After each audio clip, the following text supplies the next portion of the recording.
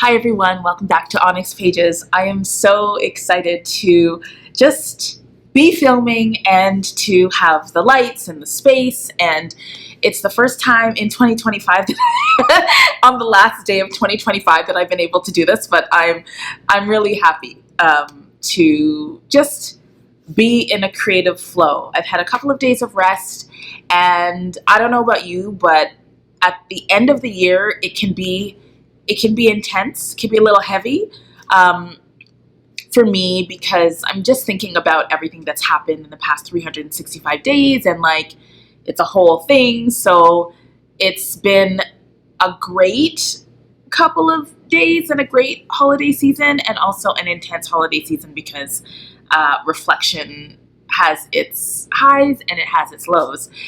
This is a high. This is a high moment.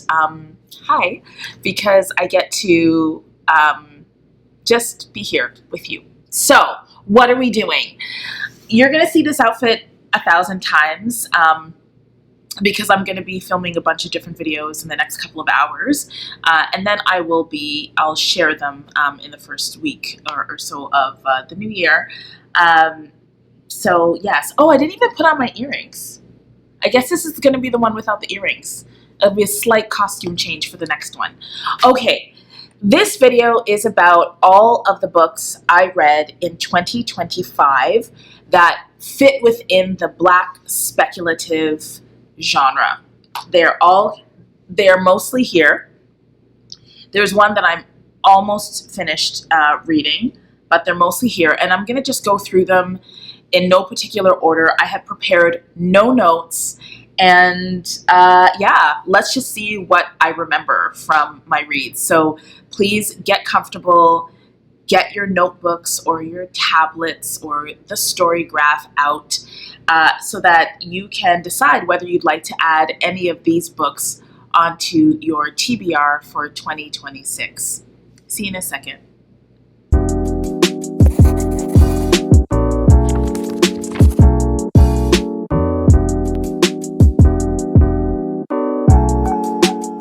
Before I get started, I have a few thank yous to issue. I would like to thank my friend, one of my besties, Brittany, from all of the Melanin channels, the Melanin Nexus and Read with Melanin, and that channel in particular, because she has been working so hard over the past couple of years to create content that to me reminds me of why I started BookTube in the first place. She reads Black fantasy, and she has found a love for Black romance, and if you followed her content for years, you might be a little bit surprised by that. But with her work on Black Prose Book Club, I just feel like she's just done like a lot of really amazing work. So yes. Thank you, Brittany. Thank you for, I just had a brain fart. Thank you very much for being so inspiring with your BookTube content, to the point where I am now emulating what you have done in the past couple of years, and batch filming and putting on makeup and all of that. It's just been really inspiring. The other person who has inspired me with her content is my other friend, Noria, and she has Chronicles of Noria. She's also got a channel, and she has been pushing out content, mostly content related to television programs. I'm not part of the fandoms that she's a part of, but I have to say I love her activity on her Patreon and also on her channel, and so you should definitely check her out. And if you're watching like any of the shows that she watches, I think one is called Heated something, like with gay hockey players. I don't know. Whatever it is she's watching, if you're watching the same thing, you will enjoy her content, because, and even if you're not watching the same thing, you'll enjoy her content, because both of my friends, so well researched, they put so much time and effort into curating content that is meaningful, that speaks to their audience, and that takes so much time. And they are inspiring me. And while I am talking about who I'm being inspired by right now, I also want to shout out my friend Tati from Musical Tati. She's not posting content right now.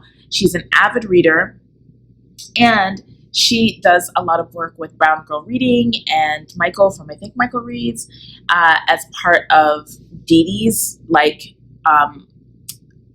So Lit book club. And they have been reading together, at least the three of them, as I think the core group. I don't even know how long, but it's been years. Consistent content on Instagram.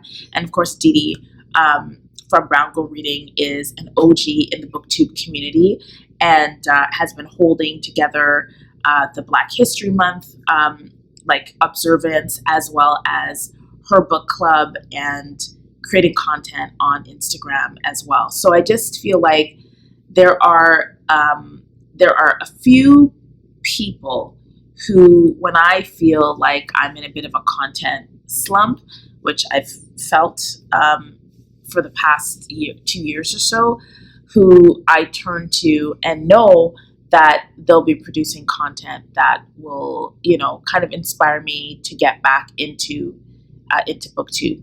Honorable mentions go to Thomas from SFF 180, who I think is back to creating substantive content. I think for the past couple of years, he's done Thursday night read-alongs, which is really nice to read online. And then also perpetual pages. And Adri, they are awesome. And whenever I see their videos come up, I'm just like, oh my gosh, I remember why I love this. I know life is really busy and complicated and all of those things, but I remember why I love this content. So, okay, those are all my thank yous. Now I am going to get to the books that I read in 2025 in no particular order. So this is gonna topple at some point, and we're just gonna be okay with this. Okay, so I read Jasmine Ward's Let Us Descend, and I might as well. I'll read the blurbs and then I'll tell you what I remember and what I liked about them. So Let Us Descend is a reimagining of American slavery, as beautifully rendered as it is heart-wrenching. Searching, harrowing, replete with transcendent love, the novel is a journey from the rice fields of the Carolinas to the slave markets of New Orleans and into the fearsome heart of Louisiana sugar plantations. Annis, sold south by the white enslaver who fathered her, is the reader's guide through this hellscape. As she struggles through the miles-long march, Annis turns inward, seeking comfort from memories of her mother and stories of her African warrior grandmother. Throughout, she opens herself to a world beyond this world, one teeming with spirits of earth and water, of myth and history, spirits who nurture and give, and those who manipulate and take. While Ward leads readers through the descent, this, her fourth novel, is ultimately a story of rebirth and reclamation. Okay, so actually, as I start taking you through these books, I'm going to group them a little bit. I enjoyed this book. I remember it being very beautifully written. I remember there being scenes that were just really atmospheric. If you are someone who has read Black speculative works that really lean into the power and the magic of nature and animals and the weather, I feel like you would like how the magic presents itself. And there are a couple of books that I read this year that have also done this. And so let me just read. I just opened it to this page. A rumbling like thunder sounds in the sky, and I look for Aza, almost think I can see her at my shoulder, her hair writhing like wind-ripped rain. But I don't see nothing but one of the big red horses the Georgia men ride, pawing with sand. Water streaming down its sides, eyes rolling, tonguing the bit, right? And so these it's raining, it's gloomy. Is that a ghost? I don't know. Was that door open the last time I saw it? Is the wind pushing me gently into a particular direction? I just remember reading Let Us Descend and feeling like I love books that remind us that the supernatural is very close to us and that particularly Black folks, have always had this relationship, setting aside religion, setting aside like what we've been told, right? Setting all of that aside, we've always had this and continue to have this very strong intuitive sense of not being alone, you know? And Let Us Descend was one of the first books I read this year that provided me with that kind of vibe. I'm going to go with that energy because there are a couple of others that sort of gave me that same feeling. The next one that I can think of would probably be Lone Women, because I want to end with, okay, these are going to fall. This setup is toast. Okay, I read this very recently. This is Lone Women by Victor LaValle. I'll read the blurb as well. Adelaide Henry carries an enormous steamer trunk with her wherever she goes. It's locked at all times, because when the trunk opens, people around Adelaide start to disappear. The year is 1915, and Adelaide is in trouble. Her secret sin killed her parents, forcing her to flee California in a hellfire rush and make her way to Montana as a homesteader. Dragging the trunk with her at every stop, she will become one of the lone women taking advantage of the government's offer of free land for those who can tame it, except that Adelaide isn't alone, and the secret she's tried so desperately to lock away might be the only thing that will help her survive this harsh territory. I'll stop there. This is the second Victor LaValle title I've read. The other one was a graphic novel reimagining of Frankenstein. And I loved that. I've heard about Victor LaValle's work for a very, very long time. And I own several of his books, but this was the first one. I'm not even sure why I picked this up, but why I picked up this particular title. I think in September, October, November, as the days are getting a little bit longer and darkness is descending and it's kind of spooky season, I wanted to read more horror, more darker works, just to kind of match some of the moods that I was feeling. And again, Lone Women, like Let Us Descend, both of these books had this like really world building that was just seamless in its ability to take us from the mundane to the supernatural and back. And I adored Lone Women. I think we'll see, but I think it might be a top 5 for me this year. There was just so much texture to the story. Adelaide was, for me, a very likable character, although I found her insufferable at times. To live as a young woman with such a burden, right? Like, to think about what happens to you when you're treated in such a harsh manner by the world around you. To think of living by yourself as a young Black woman, with no transportation. The winter is coming, and there's nothing around you. If you want food, you're going to have to rely on people around you.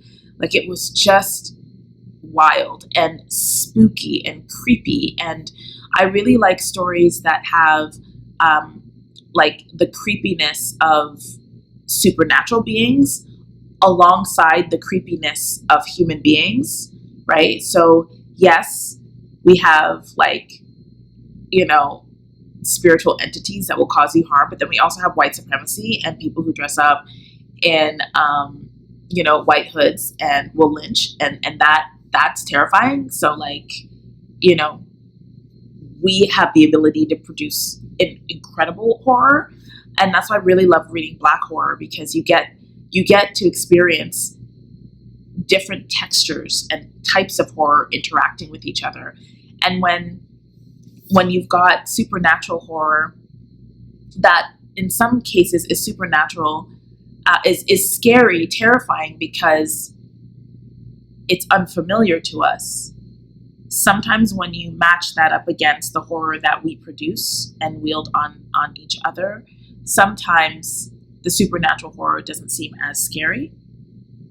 So I really, really appreciated this story, and the crescendo, the ending, the crisis. There's so many. It seemed like there were a number of crises points here, but the main just action, the main, you know how the stories go, they build up to a point. That pinnacle, that last scene was tremendous. I would love to watch this on the big screen. So very, very good. And then I think the last book like this that I want to talk about that I read this year is The Reformatory by Tananarive Due. So I've read a number of Tananarive Due's books at this point. I've read her African Immortal series, which I believe consists of 4 books. It's African vampires, basically. I've read Joplin's Ghost, and I think I've read Ghost Summer, which is a collection of short stories set in the summertime, and they're ghost stories. And I've read a number of her shorter works and also interviewed her on my channel. And she's masterful. She is a master of her craft, right? Which is writing horror and speculative fiction, right? What I love about Tananarive Due's work is that quite like what Victor Laval has done and Jasmine Ward has done in these books, is that they are historically accurate, or at least set in a historical past that is real, right? So there's so much research that goes into creating these works of fiction. So they have fantastical elements, but in at least with respect, well, actually with all 3 of these, there are historical events that happened that form the setting, of these stories. What's particularly special about The Reformatory is that it is in part the result of research that Tananarive Due did about one of her relatives who ended up in one of these residential schools for boys, which was a place of abuse.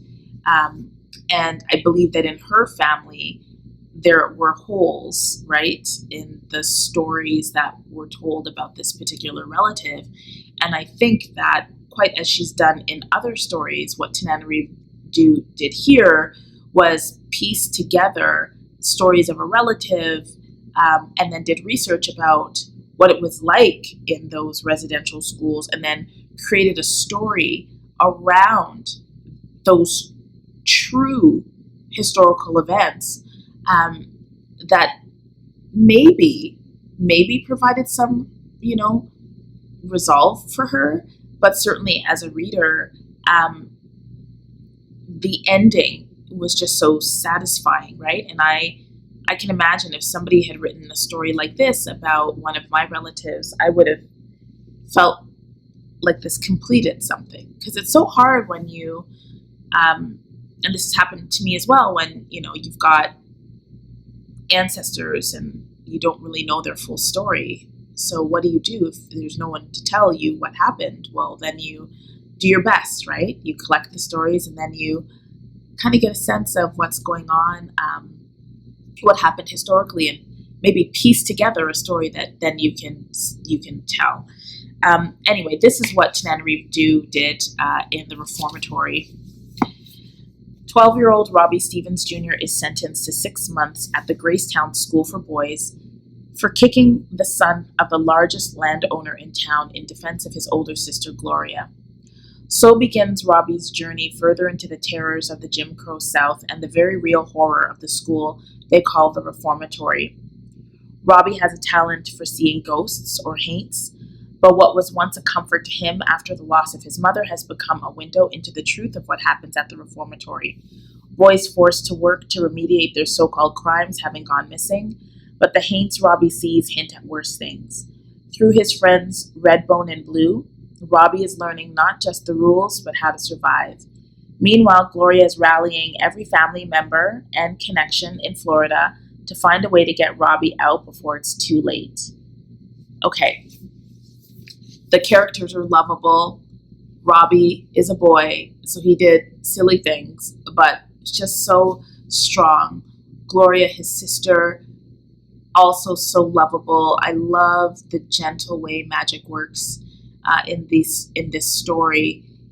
Very atmospheric. It was beautifully read by the narrator. I hybrid read it, or immersive read it, as people are saying. It was definitely one of my top 5 for the year. I would absolutely recommend it if you are interested in a story that mixes, the drama, the thrill. There's a mystery. There's a whodunit. There's ghost elements. There's political stuff. There's racial stuff, family interactions, intergenerational trauma, and also redemption. Right? And ghosts. So wonderful. A wonderful, difficult, and traumatic, and wonderful piece of work. All right, I think we're kind of moving into another type of story. So I reread this year The Summer We Got Free by Mia Mackenzie. This is the 4th time I've read this book. It is one of my OG favorites. And I think Mia, you need to look at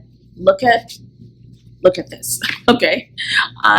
Sorry, Tati. So there's so much annotation in the pages. So I think when I first read this, I highlighted in yellow. And then when I read it this time, I used orange, I want to say. And so I wanted to just make sure that I had a record of what sentences I enjoyed, what paragraphs I enjoyed, what scenes I enjoyed each time I read the book. I would recommend that if you're rereading, maybe try annotating and get a sense of how a story grows with you as you yourself grow as a reader. At one time, a wild young girl and a brilliant artist, Ava Delaney, changes dramatically after a violent event that rocks her entire family. Once loved and respected in their community, the Delaneys are ostracized by their neighbors, and a 17-year feud ensues. Ava and her family are displaced from the community even as they continue to live within it, trapped inside their creaky, shadowy old house. When a mysterious woman arrives unexpectedly for a visit, her presence stirs up the past, and ghosts and other restless things begin to emerge. Something is reignited in Ava. The indifferent woman she has become begins to give way to the wild girl and the passionate artist she used to be, but not without a struggle that threatens her life. The Summer We Got Free is a fantastic story. Go buy it, take it from the library, and read it. It is an amazing story. It is one of my favorite stories of all time. It is an unsung book. Read it. It's wonderful. The main character has access to magic that is just unlike magic that I had ever seen when I read the book the first time, but also there's something about the way that she understands the world that I think is really beautiful. It reminds me to a certain extent of the poet X, I want to say. And there was Danielle Jose Oder has had a story that had something like this, and Silvia Moreno Garcia and her one of her stories, any story that looks at Signal to Noise, that was Silvia Moreno Garcia's story, and also Sister Mine, Nella Hopkinson. These are all stories that have and Alex he wrote The Ballad of Perilous Graves, and Alex's, that magic had to do with music and song and instruments, and this magic also connects to the arts, and I just think I love stories where the magic is connected to art in some way. Okay, this is going to be a very long video, and that's okay. All right, so I also want to shout out maybe a book that I'm reading right now, which is Black Girl Unlimited, and it is by Echo Brown. I've had this, I think it was written in 2020. I had it on my shelves for a really long time, and everyone was telling me that, you know, this particular story is really intense, and so I never really picked it up because I just heard so much about it being heavy and intense and hard, and not really like a black young wizard learning about her powers. I mean, yes, that's definitely happening in this story, but it is set in the grit of living in poverty in a black neighborhood, and so I didn't read it when I got it because I just felt like it would be such a downer. But I'm just finishing that book right now, which is why I don't have it with me. But it is just a wonderful story, and I think it is similar in tone to The Summer We Got Free. So that's another book that I read in 2025, and I would recommend it. I do think you need to be prepared for a lot of different content issues. There's sexual violence in it. I mean, many of these books have sexual violence in it. If you're going to be reading about the experiences of black folks historically, and you have female protagonists, you're going to have to deal with sexual violence, because that is a reality of how oppression has been visited on young, like, women and girls. So it's going to be in whatever you read. So you just got to be prepared for it, I think. Okay. Can I move on to... Okay, let me now talk about books that leaned more into fantasy a little bit lighter, but still connected to the world we know. I'm gonna pause here just to make sure that I hit record.